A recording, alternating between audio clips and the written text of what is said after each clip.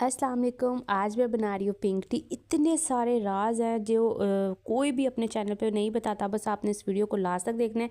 यहाँ से लेकर यहाँ तक जो है ना आपको बताऊँगी सारे टिप्स एंड ट्रिक्स, जो कि इसमें मेन पॉइंट आ जाती है इसकी पत्तियाँ, जो कि पिंक टी की पत्तियाँ होती है, आपको बाज़ार से बड़ी आसानी से मिल जाएंगी।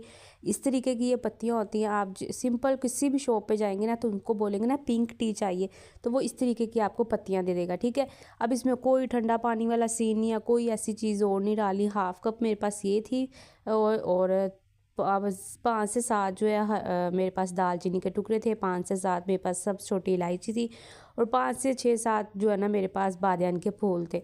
बस 4 कप मैंने इसमें पानी ऐड किया और इसको बॉयल आने दिया। फिर इसके अंदर हाफ़ चाय का चम्मच ये मीठा सोडा ऐड किया और इसको इतना अच्छे से पकाना है। इसकी मेन पॉइंट है इसका कलर कैसे आता है, कोई फेक कलर नहीं इसमें इस्तेमाल करना। इसको पकाना है इतना, ये देखिए जब तक ये 1 कप ना रह जाए। 3 से 4 कप मैंने इसमें पानी ऐड किया था और ये आपको नज़र भी आ रहा है कि कहवा थोड़ा थोड़ा रेडिश है। ये देख रहे हैं, इसमें शेड आ रही है पिंकिश की, रेड की।